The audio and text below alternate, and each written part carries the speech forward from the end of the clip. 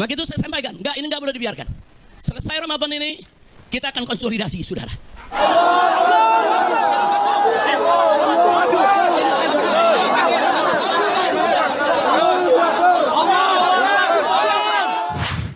Konsolidasi Habib Rizik Syihab. Mungkin saya akan ikut memperbaiki atau ikut menyelesaikan.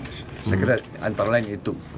Menteri Hukum RI, Bapak Dr. Supratman Andi Aktan, yang saya hormati sahabat-sahabat saya, para gubernur yang hadir pada kesempatan ini, juga para bupati dan wali kota. Yang saya hormati dan saya banggakan, Wakil Ketua MPR RI, Archandra Muhammad Akbar Supratman.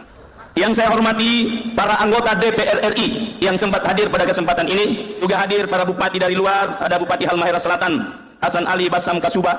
Berdiri dulu Adinda, supaya Fuad Pleret bisa tahu bahwa Al-Khairat ini bukan cuma di Palu. Kemudian yang kita banggakan, para forum komunikasi pimpinan daerah yang hadir, ada Pak Kajati, ada Pak Danrem, ada Pak Kapolda hadir. Kemudian juga hadir di tengah-tengah kita seorang kiai kondang yang sering kita lihat di TV. Ada Gus Miftah juga hadir di tempat kita. Gus, berdiri sedikit Gus, banyak penggemarnya di sini. Yang saya hormati juga Ketua Umum GP Ansor Pusat. Nah, setelah pemeriksaan itu, baru kemudian kita punya ruang berdasarkan aturan untuk bisa melakukan tindakan selanjutnya. Tapi yakin dan percaya, saya jamin Pak Dirjen, bahwa perkara ini ditindaklanjuti oleh Polda Sulawesi Tengah. Ya. Polda Sultan tidak akan membiarkan ada yang menghina guru tua, kemudian tidak diproses. Kita masih proses orang melakukan itu. Konsolidasi Habib Rizik Syihab. Sebelumnya, Habib Rizik dengan tegas, bahkan terlihat marah karena adanya singgungan terhadap guru tua. Gus Fuad menyinggung guru tua dengan ucapan yang dianggap tidak pantas. Termasuk diantaranya mengusulkan si siapa itu tadi, monyet satu itu, si Idris bin Salim, apa itu Al-Jufri itu menjadi pahlawan. Saya bilang monyet karena saya sedang mengamalkan isi Quran. Oleh sebab itulah Habib Rizik Syihab marah sampai mengatakan gerombolan monyet. Agama dan negara agar bergerak serentak untuk kejar dan hajar serta ganyang gerombolan monyet neo PKI dimanapun berada. Tak cukup di situ, Habib Rizik Syihab menekankan pada saatnya setelah Ramadan ia akan mengadakan konsolidasi. Maka itu saya sampaikan, ini nggak boleh dibiarkan. Selesai Ramadan ini kita akan konsolidasi, saudara. Konsolidasi adalah penggabungan dua entitas atau lebih menjadi satu kesatuan yang lebih kuat. Istilah ini memiliki banyak penggunaan dalam berbagai bidang seperti bisnis, politik dan keuangan, demokrasi, sosiologi, penguatan masyarakat karena terdiri dari berbagai elemen, agama, etnis, ras, dan sebagainya. Tujuan utama konsolidasi adalah untuk menggabungkan kekuatan masing-masing yang terlibat, mengurangi tumpang tindih atau redundansi, memperkuat sesuatu, menghadapi sengitnya persaingan sesuatu. Konsolidasi adalah sebuah usaha untuk menyatukan dan memperkuat hubungan antara dua kelompok atau lebih untuk membentuk suatu etnis yang lebih kuat. Sedangkan dalam bidang bisnis, konsolidasi merupakan suatu peleburan antara dua perusahaan atau lebih untuk menjadi satu perusahaan. Diawali bulan Syawal atau setelah bulan Ramadan, dengan jelas dan tegas Habib Rizik akan mengadakan konsolidasi. Konsolidasi ini mengingat permasalahan bukanlah bisnis, maka konsolidasi Habib Rizik Syihab bisa diartikan usaha untuk menyatukan dan memperkuat hubungan antara dua kelompok atau lebih untuk membentuk suatu entitas yang lebih kuat seperti yang telah diungkapkan Habib Rizik Syihab. Saudara, sampai kapan akan kita biarkan? Dan ini sudah dilaporkan ke Mabes Polri, tapi Kapolri tidak memproses. Maka itu saya sampaikan, ini nggak boleh dibiarkan. Selesai Ramadan ini kita akan konsolidasi, saudara. Kalau negara tidak bisa menyelesaikan urusan ini, saya akan beri komando kepada umat Islam. Ayo kita selesaikan dengan cara kita. Takbir. Di sisi lain, mengenai akar permasalahan, ungkapan Habib Rizik Syihab ini dipicu dengan adanya ucapan seorang kiai atau yang dikenal Gus Fuad Pleret.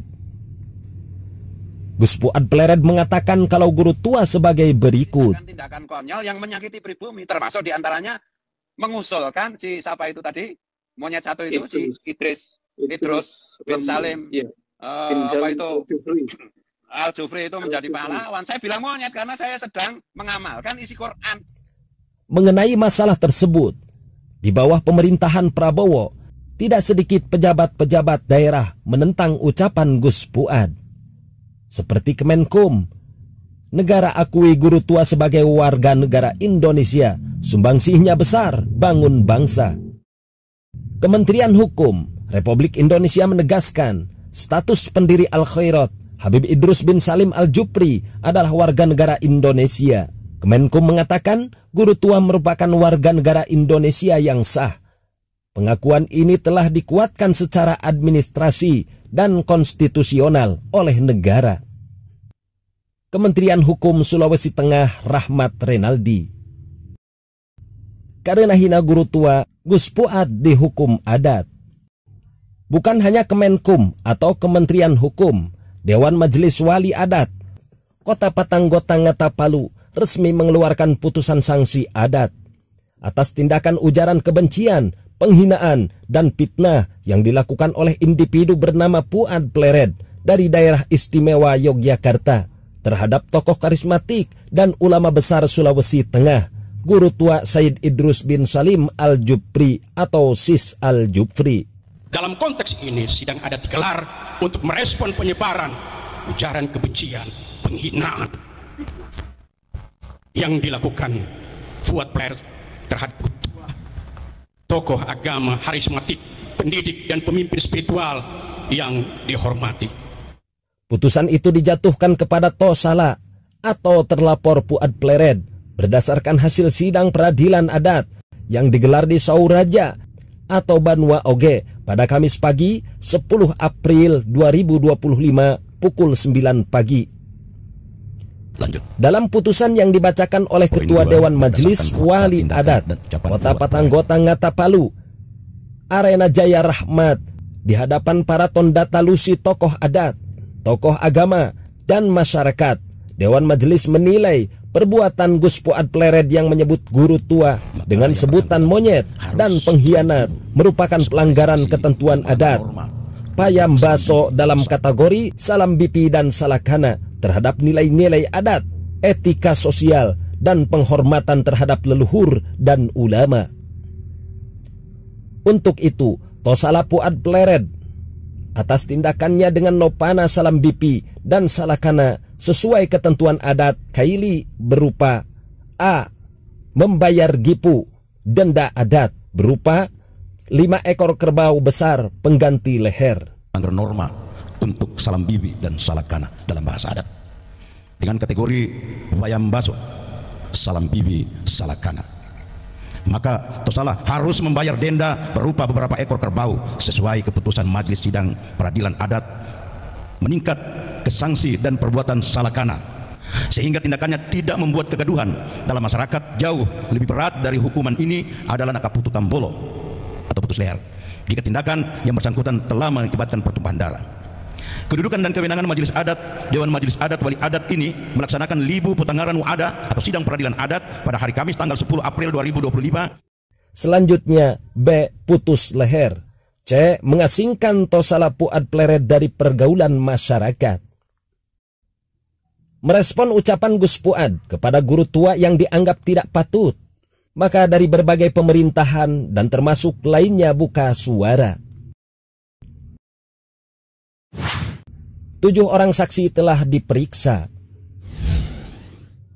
Polda Sulawesi Tengah mengusut kasus Muhammad Fuad Riyadi alias Gus Fuad Plered yang diduga menghina pendiri Al-Khairat, almarhum Habib Idrus bin Salim Al-Jufri. Sebanyak 7 orang saksi telah diperiksa dalam kasus ini. Kabid Humas Polda Sulteng, Kombes Joko kepada wartawan mengatakan laporan dugaan penghinaan atau ujaran kebencian melalui ITE terhadap almarhum Al-Habib Idrus bin Salim Al-Jufri atau lebih dikenal guru tua masih dalam tahap penyelidikan.